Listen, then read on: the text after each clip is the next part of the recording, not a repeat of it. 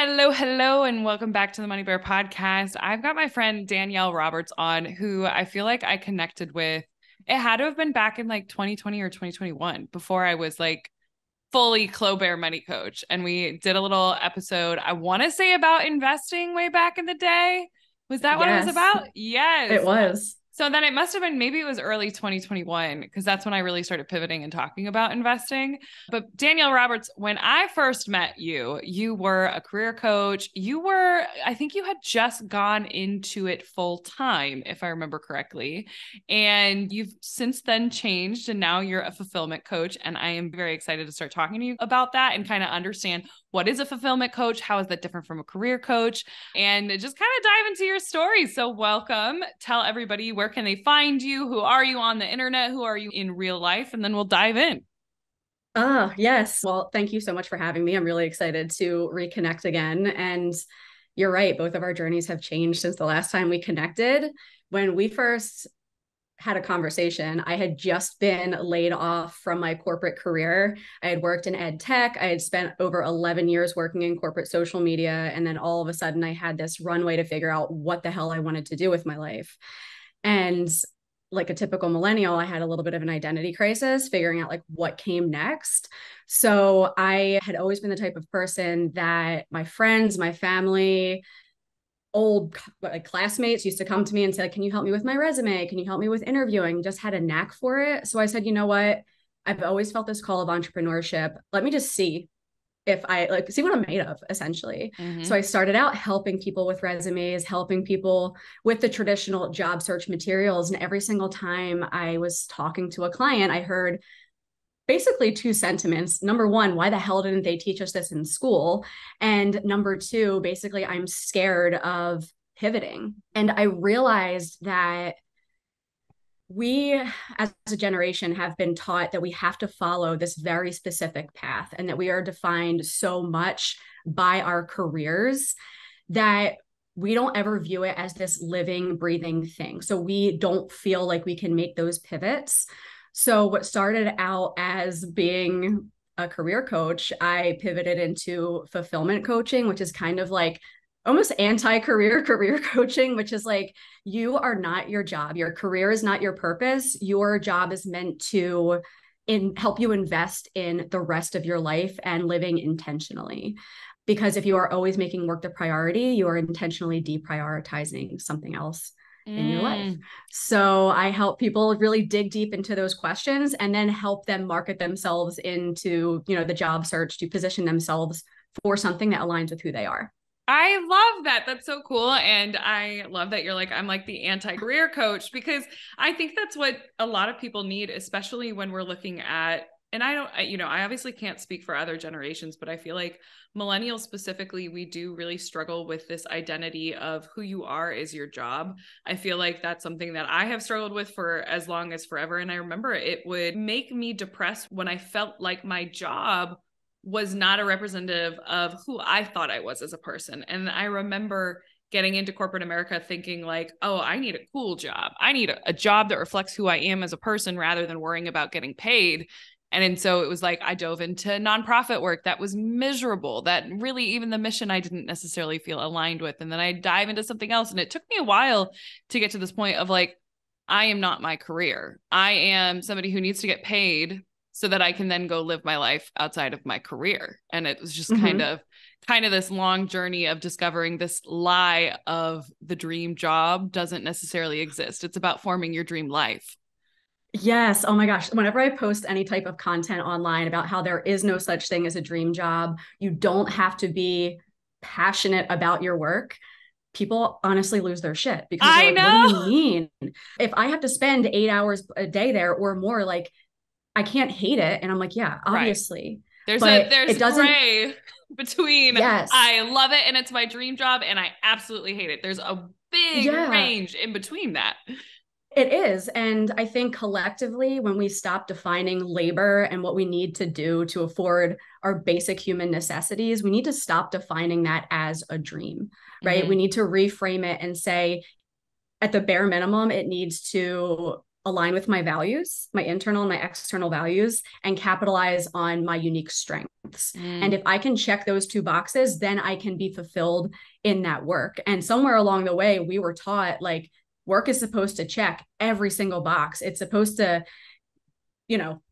be everything. We have to have community. We have the money. We're like so fulfilled by our work. And I think it's just like part of this capitalist hellscape that we found ourselves in. And I think if we start reframing our relationship with work and how we approach it and what it means in the rest of our life, then the system that keeps us stuck in the first place starts to change alongside us. Absolutely. I love that. And it's so interesting hearing you talk about it as like, it's supposed to be this everything. I can't help but think of how that also is really ingrained in us in the idea of like the partners that we choose in our life, of like this idea that our one partner should be everything to us. They should be your best friend. They should be your super sexy, like you want to hump them all the time. And then they're also like your mentor and they're a good parent. And like, it's like they're your community and all of these things. And it's interesting how those two relate. And I think also when, as you were saying that, I couldn't help but think about all the tech companies that try to like have laundry on site, or they try to have like snacks and like happy hours and things like that. You never leave. Exactly. Where they're trying to like incorporate it and make it your whole life. And it's like, it's only a trend that we've had as millennials, but obviously with the pandemic, it's reversed that a little bit. And I think most people are pretty happy about that. Oh, totally. If there's one good thing that has come out of the pandemic, it's that people have really reevaluated their priorities. And like, it's so ingrained in our DNA that, and it makes sense because from childhood, we are asked like when we're 6 years old, what do you want to be when you grow up? Right. And if you say something like a doctor, a lawyer, a firefighter, you're like, you get your parents, you get teachers, like round of applause, you're awesome. But if you're like, I want to be a writer, I want to be an actor, how do people react?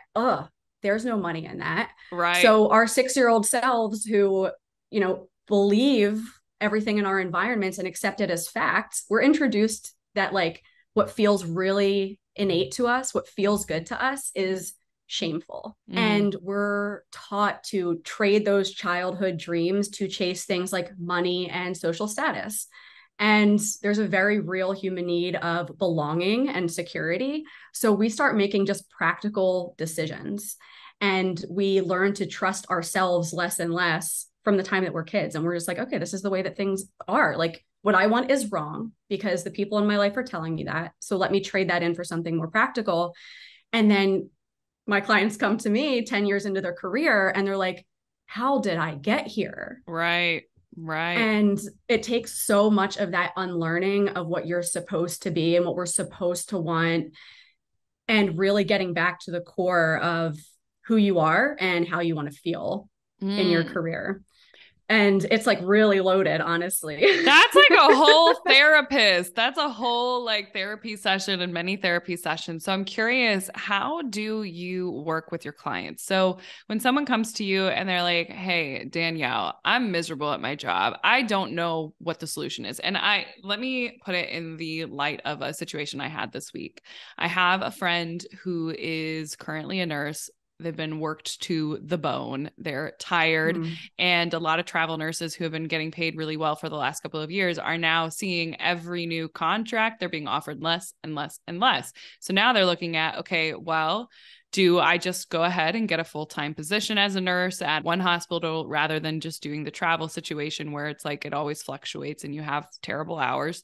Or do I look at getting an advanced license to become a nurse practitioner, or, all of these things? I feel like specifically in those industries like nursing, like teaching, like restaurant management, things along those lines, a lot of people feel really trapped in, well, this is who I am. This is the only thing that I can do. So the only solution is to stay where I'm at or get more education, go further into debt, into a career that I don't even know if I actually enjoy doing this, but this seems like the best, worst option. You know what I mean? Like, yeah. What's the process like? Like, what's the first conversation to kind of take us through? Like, how do you work with your clients who are in these types of situations? I assume that situation is probably pretty common for you.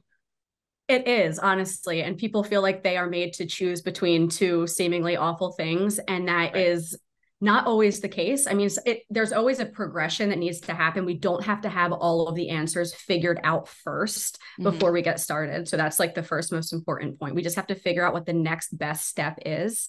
And usually what you start with is, all right, let's look at your jobs. And I want you to do literally a pros and cons list of everything that you enjoy about it and everything that you absolutely fucking hate about it. And we're going to try and look for the consistencies, right? We're going to zoom out and look at everything. And underneath everything that you like and you dislike, there is a value, right? So is it the hours that you hate? Is it the pay that you hate? Is it the community that you love? Is it the impact that you love? And we try and start to look for those consistencies.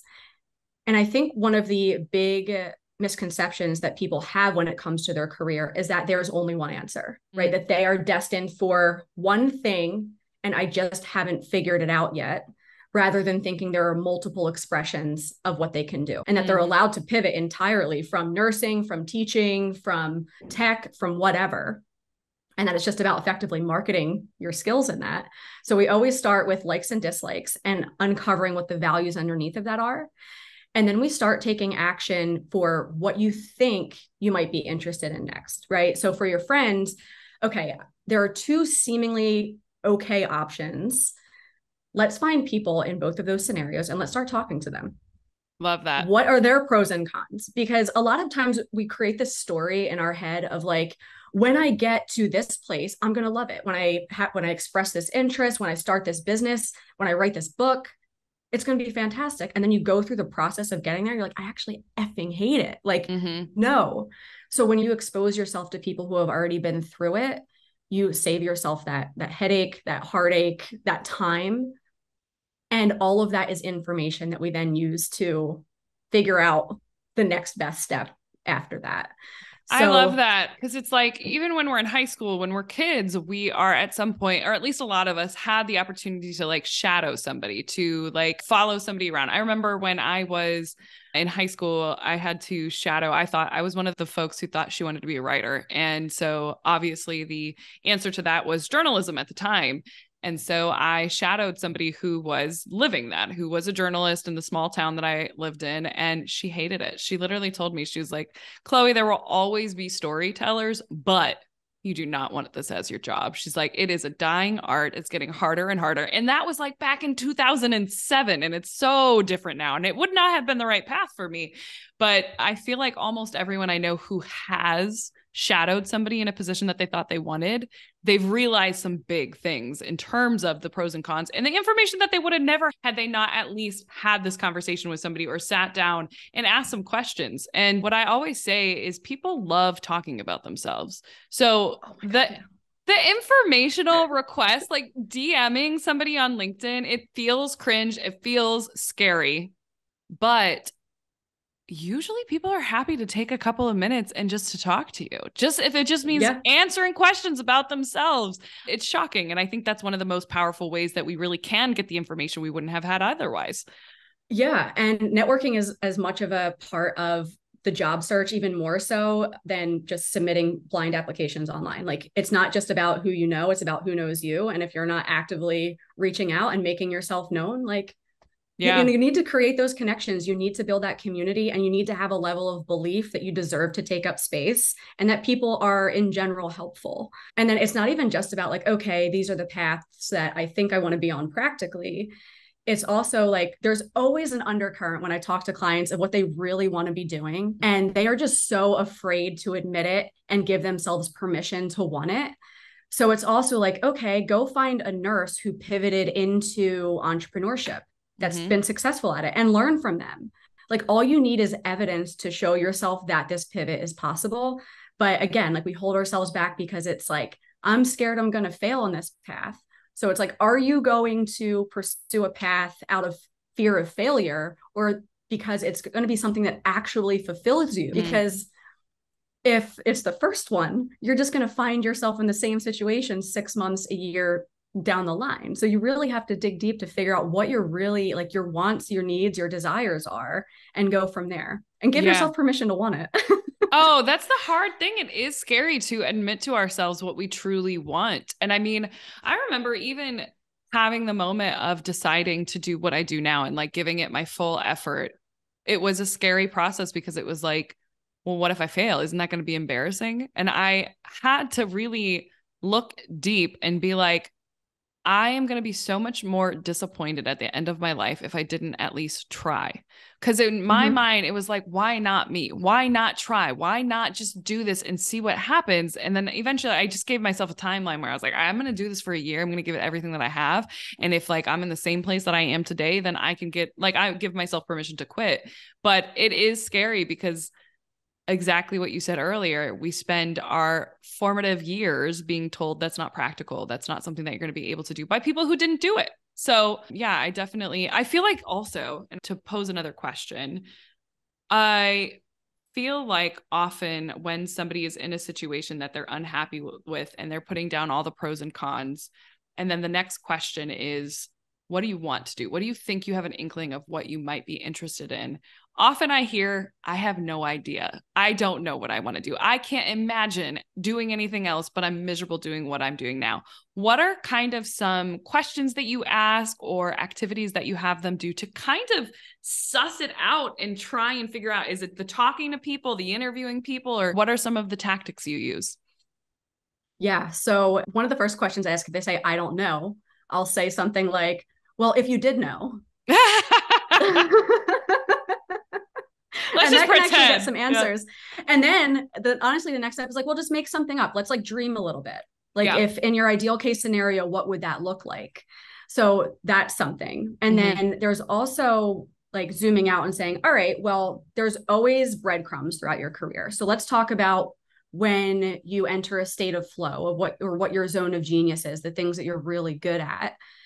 What are you doing when you lose all sense of time and space? What are you doing when you feel most energized? And I can give you an example. And this usually gets people to like laugh. And I've used this actually in interviews and people remember it. I get into a state of flow when I am building IKEA furniture. Right? I'm gonna call and you. Everyone's like, and first of all, I'm like, I need to put myself on Angie's list right now. Yeah, no kidding. It's not about the furniture at all. It doesn't mean I'm going to go to IKEA and apply to a job at IKEA to be a furniture builder. It's like, what do I love about it? And when I compared that to my career in social media and even what I do now, it's that I love taking these seemingly unrelated pieces and following a methodical process to build it into something that is beautiful and functional.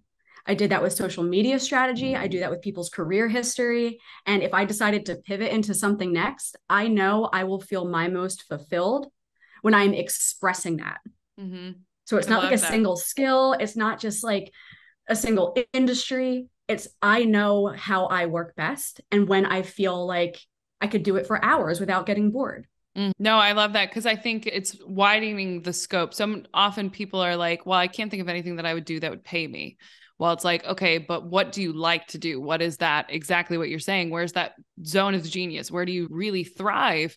And it doesn't have to be in the workforce because we can take those skills, recognize them, and apply them outside of that to kind of help at least lead you in the right direction. And I think sometimes the solution is just trying something, like trying what is like the next thing that's calling your name. And even if it sounds silly or it's not related to work, like trying that to see what it might lead you to as well, even if that is spending more time creating or whatever that zone of genius is. Yeah. And it is not like nobody has 100% of their life figured out. Like there are life circumstances that change and it's literally about taking that next best step and also realizing that work is not going to be everything to you. Like your career can't be everything to you.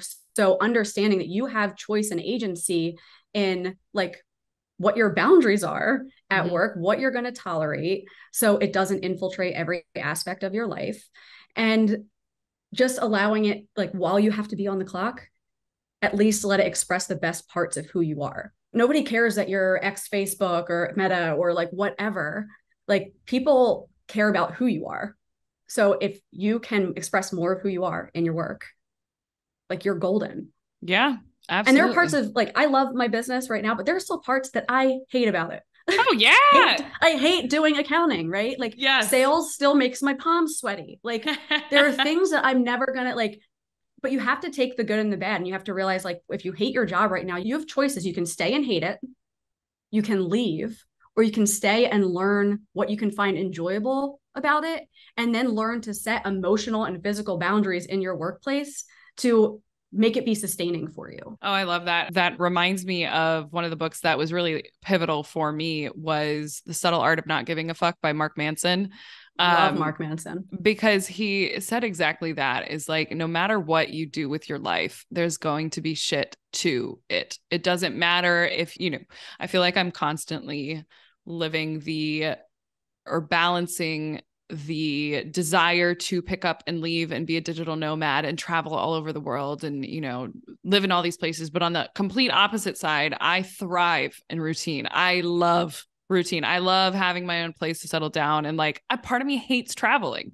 And I, at that time, was at that place where I had just come back home from China. I had lived abroad for a couple of years and I was stuck in a job that I didn't like. And I just remember reading that and like crying because I was like, the shit I'm dealing with right now is not the shit I want to be dealing with for the rest of my life. I want different kind of shit. Like I want different kind of bad. And what I will say is I echo exactly what you said is like, yes, I love what I do right now. It's by all intents and purposes, if a dream job exists, I'm pretty damn close to it.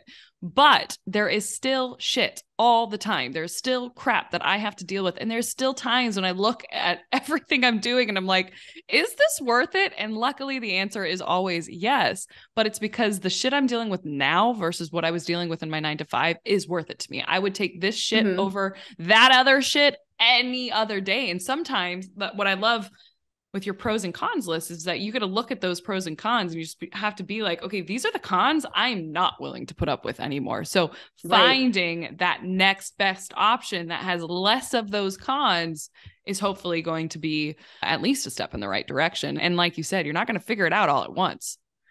Yeah. And I think so to like return to values, there's a lot of underlying of even what you're saying about what you want your business to enable you to do, which is travel and be able to pick up and go and experience life. And the value underneath of that is like freedom, right? Yep. So you're not going to make money or approach your career in a way that makes you sacrifice your freedom. Yep. So if you had to go back to corporate, you're not looking for you are looking for remote flex hours, like all those kinds of, and you are not going to take a job that requires you to abandon that, because values are like the core of who you are. Right. They don't feel like a choice. So you are not going to abandon your authenticity to make money. So it's like, I like to call values like goals with soul, because goals are very external, values are internal.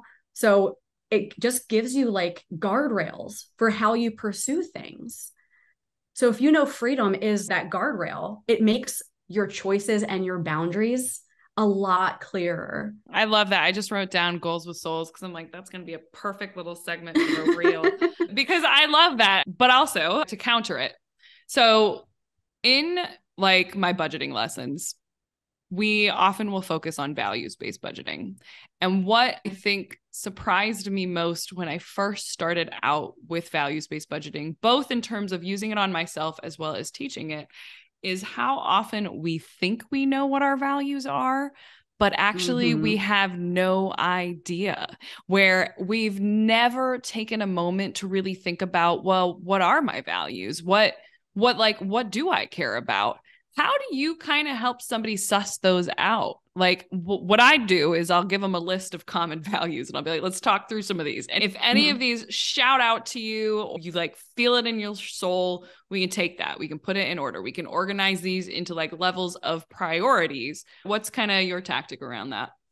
So your values are not like an aspiration, right? They are constantly reflected in the way that you choose to behave. So giving people a list, I think, is a great start. I love the work of Brené Brown, if anybody's listening, and like she has wonderful values exercises, and she says you can only try and get it down to 2 values, which is really hard to do. So to get to the core of what people value now, give me access to your calendar and give me access to your bank account. And that's going to tell me what you really value. I love that. But Track the that's also, time, track the time that you spent. Right. It's like not to shame anybody, but it's a shock to people's systems where it's like, all right, if you say you value health and wellness, but you don't get up to eat lunch or take a walk or move your body, if you eat shit food all the time, then you do not value health and wellness. Maybe that is a goal that you have, but maybe it's that you value time with friends by going out to eat and drink, right? Like, but we need like any meaningful, long lasting change that where you have a chance of real fulfillment starts with getting honest with yourself. right. Well, And and when that people say, well, I was, don't have the time to change careers, I don't have time. It's like, okay, well, can you bring up, and I'll do this with my clients of like, bring up your screen time on your phone for me. And oh you can God, see like you're their hitting deep. butthole clenches. They're like, oh my God, really? And I'm like, yes, really. Because Yeah. you need to get honest with yourself. Yeah. If you actually like, you need to take responsibility for your own life. And if there's something that you don't like about it, you need to change it. And you got to get honest about what you want to change. Yeah, man, that I had some visceral reactions to all of those things. So I love that because I think sometimes too, let's say you do that. And this was my experience when I first went through and did the exercise of values-based budgeting, which we're going to do a quick push. We have an entire blog post about values-based budgeting on clobear.com. And that is in our free guide at moneyrightguide.com. If you guys are like, ooh, values-based budgeting, that sounds cool. But the thing that even made me, I had never heard of values-based budgeting. I didn't know it was a thing. But what made me create a values-based budget before I knew what a values-based budget was, is I went through all of my spending for 2 weeks and I started categorizing it and I looked at it and I realized that money is one of our biggest resources in life, period, end of stories. And my biggest resource was dedicated to eating out and drinking and being hungover. And when I looked at that, I would have told you at the time that my biggest values were travel and freedom and flexibility, security. My budget's not telling me that. My budget's telling me that you value getting drunk, going out, spending money on food, and not actually spending. Because like when I'm door dashing and I'm hungover, that's not spending valuable time with friends. And so that was a big kind of punch in the face of like, you need to get serious about your values. If you want to live a happier life, and if you want to live a life that's aligned with your values, well, first we got to figure out what those values actually are. And then we got to make our money align with that, because the way to live a life that fulfillment, for me anyway, is aligning all of my resources to the stuff that actually brings me value, that actually brings me joy. And that's kind of how, and so I think that's why my visceral reaction is I was like, oof, if you looked at my calendar right now, I'm not really sure if it would reflect my values right now, but I think that's okay. Cause it's like, you have to first gather the data of how you're currently living your life to then redesign it and say, this is not how I want my life to be. This is not okay with me. And it's also like, is the trade-off worth it? Right. Like, I know I want to be at X in 1 year. So like, if I have to spend 6 months, you know, developing programs, doing whatever, then yes, that trade-off is worth it for that future payoff. That is an honest conversation you have to have with yourself too. But it also, this values conversations, whether it's budgeting or just looking at your life overall, it helps you define enough. Right. And that is really scary for human beings who like just want to run away from any comfortable feelings ever, like always. And one of the questions I ask my clients is, at what point do you arrive at more, and when does more become enough? Right. Because there will always be more money to be made, more shit to buy, bigger houses. But when are you going to feel like you are aligned with your values? And being aligned with your values means embodying it. Means being present in your life, experiencing joy for what you currently have, and not always chasing that next milestone. And are you okay? Yeah. It's like sitting with that feeling of enoughness and being present in your life is like one of the hardest things to put into practice. But if you do that work and like dig really deep, you do reach a point where you look around at your life and you're like, holy shit, I have enough. Like, and I did that. And like, I'm not making as much as I made in my corporate career. I'll get there one day, but I experience peace. And my two core values are peace and curiosity. And I experience peace every single day in my life. And that is invaluable. Right. And as I express my curiosity in the books that I read and the courses that I take and the conversations that I have, like that feels good. That feels aligned internally. And I don't feel Amazing. like I need more. I enjoy the process of becoming, because it's not about like when I make $100,000, which is fantastic, a wonderful goal to have, but like why? Because you want to Right. experience more stability, because you want to have more freedom. It's And then under. all like it all just starts to come together.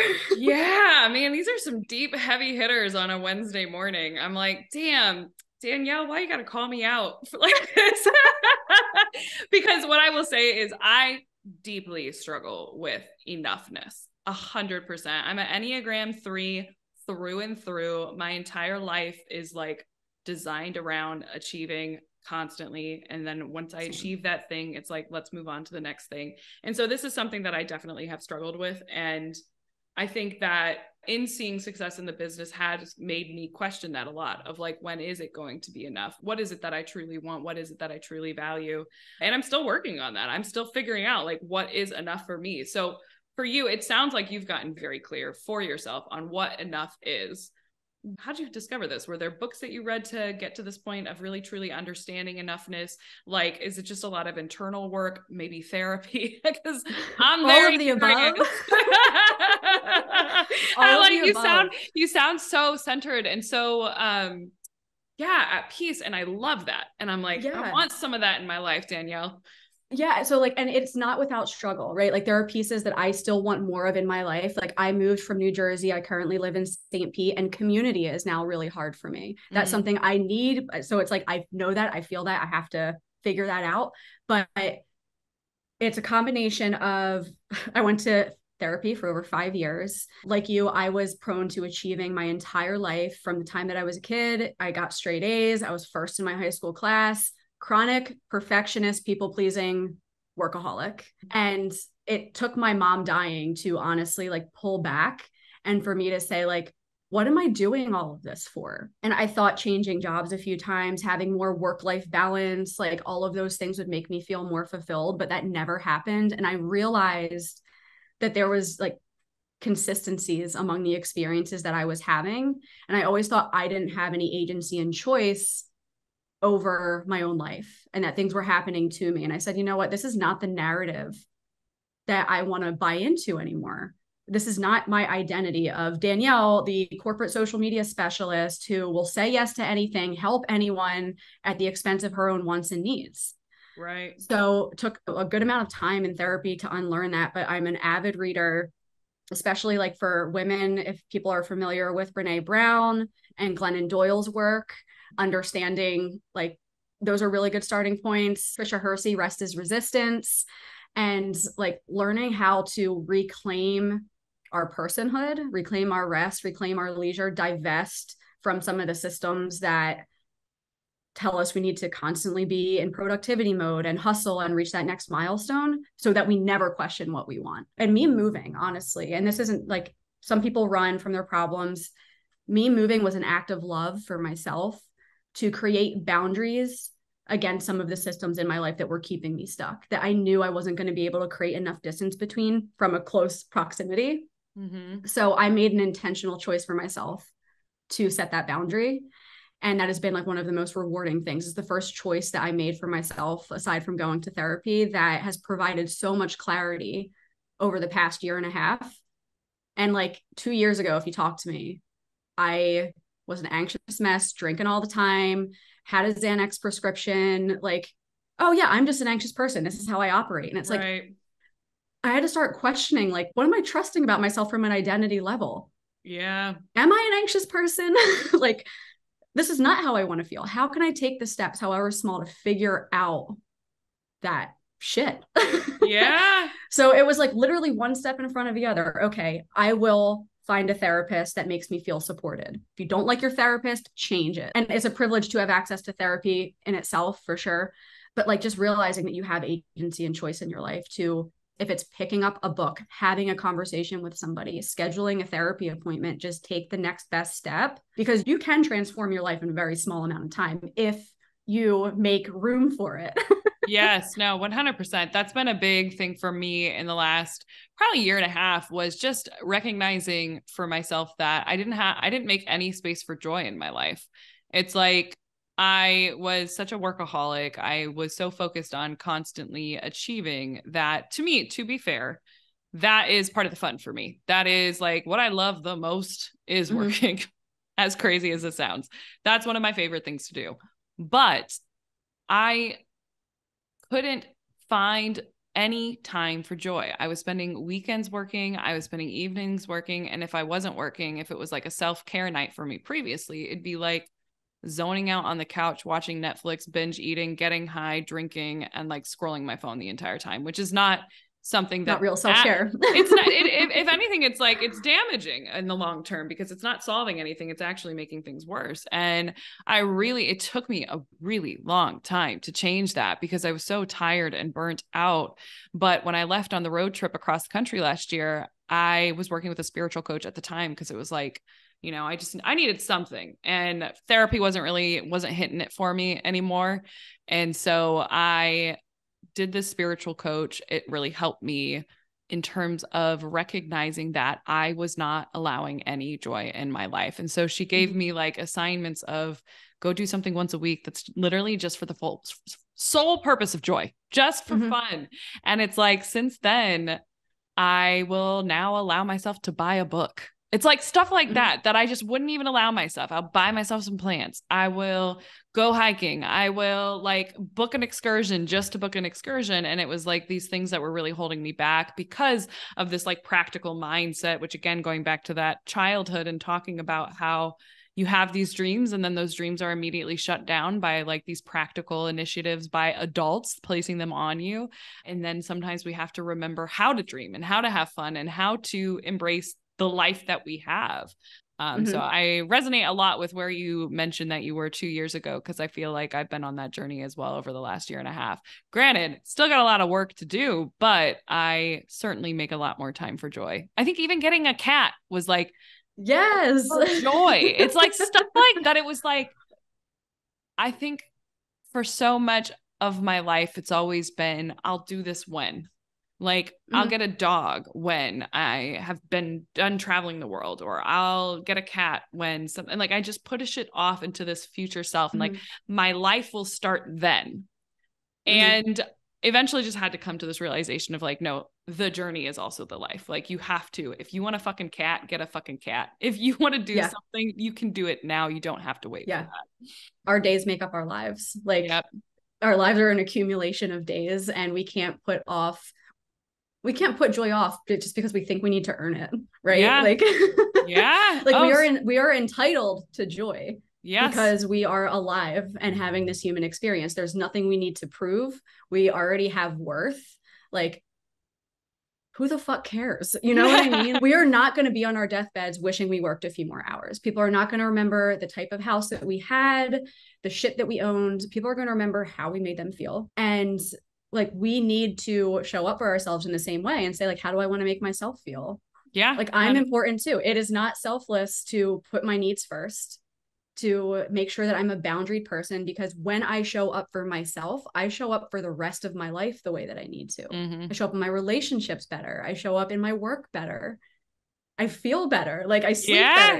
It's all and a nicer person. It's like in literally every single way we're able to show up better. Well, I love it. I wasn't expecting this to be as deep as it was. I guess part of me was, I was very much looking forward to this conversation because I think that it's such a good topic. And I think it's something that we all struggle with, honestly, just in the fulfillment in general. And I love that it's also the spin of the career coach. I have a few more questions for you before we wrap it up. The first, I always like to give my audience a few like takeaway tips. And so for the folks who are in my DMs, in your DMs saying, I hate my job, but I don't know what else I'm going to do. I don't know what the next step is for me. What are kind of like the first 3 steps that you would say, all right, here's what you got to do? Yes. So first things first, I would make that pros and cons list. I would look not just at your current job, but at your career in its length, and write everything you love and everything that you hate about it. Second, I would go back to that list and try and notice the themes that are coming out. And with those themes, what are the underlying values with each of those things? So if you, in your pro column, it's all that they've been remote or flexible, the underlying theme could be freedom. And Another one could be autonomy, right? So try and recognize that. And then number 3, and this is helps you dream again like a child, is if time, money, and education had nothing to do with it, what would I be doing with my Yes. time? And guess what? We have those journal prompts inside the Money Right Guide. So you guys better get on that. Amazing. Look And at you these know what? like It's like easy people think plugs. it's a yeah, no, they are natural, they are seamless. I love it. But those 3 things are really revealing about what just needs to be expressed in your career. Yeah, and giving yourself permission to like go after it and like start taking that Mm-hmm. next step. And it sounds like you're a pretty avid reader in this like topic area. What would you say are, I don't usually ask this question, but I'm curious, what are your top 3 books for somebody who's kind of going through this transition right now? Ooh, oh, that's a really hard There's one. got to be a Brene Brown I'm one in looking over there. here. Yeah. Yeah. Oh, yeah. So, Dare to Lead by Brene Brown and Atlas of the Heart are 2 amazing ones. Atlas of the Heart gets you in touch with like what you're actually feeling from a deep level, because it's usually just, I'm happy, I'm sad, I'm angry, but there's usually more like underlying needs within those things. Set Boundaries, Find Peace by Nedra Glover Tawwab is one that I just read. And then, gosh, put me on the spot here because I literally have a full bookshelf right next to I me. love it. I have Nedra's. I've had it for the last like 2 years and I still haven't finished it. So that's definitely on my list. Yeah. Oh, and then a third one. So I love neuroscience and like understanding human behavior and why people are the way that they are. And there is something called The Science of Stuck by Lisa Frank. Oh, no, Britt Frank.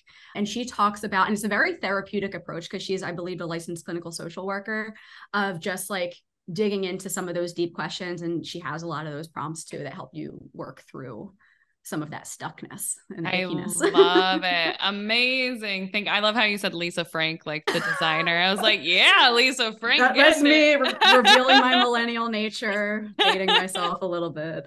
Oh my gosh, amazing. Well, Danielle, this was fantastic. And I think these are all such amazing tips. And I'm going to actually implement some of them in my own life. Before we get to my 2 fun questions, tell everybody, where can they find you? How can they work with you? What freebies do you have available? Promote yourself. Yes, for sure. So I can be found on all socials at Darn Roberts, DarnRoberts. My website is darngoodcoach.com, and that has a bunch of freebies, free journaling prompts. I also have a $27 Overcome Your Overwhelm challenge, and that helps dig deep into why you're feeling stuck in the first place. And then if you want to work one-on-one with me, I have a 4-week VIP intensive where we can define your personal brand by digging into your values of zone of genius, and then developing your personal branding materials in your career search to position around those things. So you can find all of the information around that around my website, or you can just slide into my DMs. Always a no pressure environment. I hate sales. I trust you to make decisions for your own life. So just reach out with questions. I love it. And we'll leave links to all that down in the show notes. All right. 2 fun questions for you that I ask everybody. The first one is, what is your very first money memory? Ooh, my very first money memory is revolved around a meal, honestly, that we used to eat in childhood. Okay. My parents called it jumbutt. And it Jumbutt. was, yes, and it was sliced up potatoes, sliced up hot dogs, and onions. Oh. And I'm from a very like just blue collar background, big family. I'm the only person in my family to have gone to college. So like money was always tight, 1 of 5 kids. And that was a meal that was super cheap for them to make. And we had it very often. I remember bitching and being like, I don't like the taste of this. Like, can we please have something different? And my dad said, money doesn't grow on trees. What do you think that taught you about money? Did it impact any of your spending over the long term? Do you think? Yeah. So it instilled that money is super scarce, right? And that there are seasons to be able to use it, but otherwise, like, we need to keep it close. So I have hoarded a lot of money throughout my life, just in savings, just because it feels safer to have it once it's there rather than use it. That's still something I'm, trying to unlearn, but yeah, for sure. It's affected me. No, it's always interesting. It's always interesting how those first money memories, which I don't think most of us think about that, of how it impacted us. And I feel you though, I think as business owners, cash really is important. And like, you clearly have gotten over some of that scarcity because you are a business owner. So I got to give you kudos on that, because that's scary in of itself. And I think it's something I am thinking about a lot with the move to San Diego, a much higher cost of living area. So now the other fun question I have is, what is something you're obsessed with right now? What's something that you're binge reading or binge watching or binge listening to, or what's something that's just like on your mind right now? Ooh, all right. So I am obsessed with Ted Lasso. Okay. That show's come up a couple of times. That's funny. Yes. All right. And so to zoom out a little bit, I am unlearning how to constantly be productive and to like rest. Yeah. So now if I am going to sit and watch a TV show, I try and be fully present and like not have my phone, not like, and just be there. Right. Yes. And what I love about that show is it is just like so pure and so positive. Like, I feel like there's a lot of stuff that comes at us in, you know, from the media that it's just like constant negativity. And this is just a genuinely like feel good show. So that's kind of like how I like to decompress. And then I am also obsessed with like neuroscience. So I am currently taking a course in neurolinguistic programming and how language affects our day-to-day experience. So I'm really excited to see what comes of that. Oh, that's so cool. I love that. That's like my new favorite question to ask, because I love hearing like the people who I know, you know, whether on the internet or in real life, what they're currently obsessed with. Because we all have that thing like of the moment of what are we obsessed with right now. And I clearly need to start watching Ted Lasso because that one keeps coming up. So.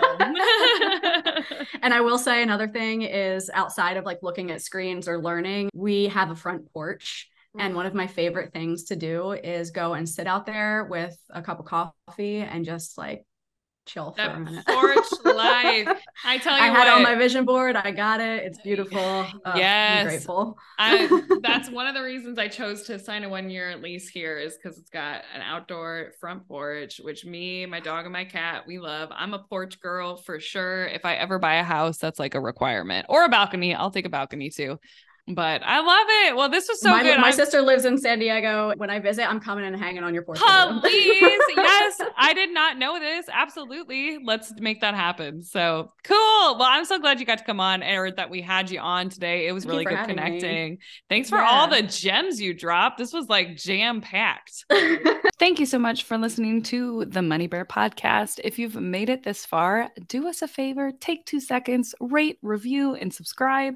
It seriously means the world to me. And if you just take a sec to do that, I will appreciate you endlessly. And if you do, let me know on Instagram and I'll thank you personally. So got that. And of course, since we were talking about anything financial on this show, please note that nothing on this show is intended as financial advice. I don't know you, unfortunately, and because of that, I cannot tell you what to do with your money. You got to work with a financial professional who knows your situation, who is preferably a fiduciary, and keep in mind that everything that we talk about on this podcast is for education and entertainment purposes only. It's all my opinion. So there's that. If you want to see our full terms and conditions, head on over to the show notes. And while you're there, we've got free resources for you to get started on your money journey down in the show notes as well, including a free guide to help you with your budgeting templates and budgeting tutorials and investing 101, understanding the different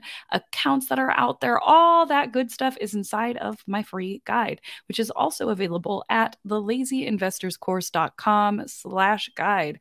And if you're ready to take our relationship to the next level, also, I've got a free investing class that is available at thelazyinvestorscourse.com/webinar. We host it once a month. If you're ready to take our relationship to the next level, I am also hosting a monthly investing class. And that investing class, you can find the times we're offering it this month at thelazyinvestorscourse.com/webinar. That link is in the show notes as well. And that's where you have the chance to meet me live and ask those money questions live. It's a good time. We've had over 20,000 people as of recording this join or register. And yeah, it's always nice to meet you guys. So I hope to see you there. Again, all that is available down in the show notes. So thank you again for coming and listening. I appreciate you, and I'll see you next week.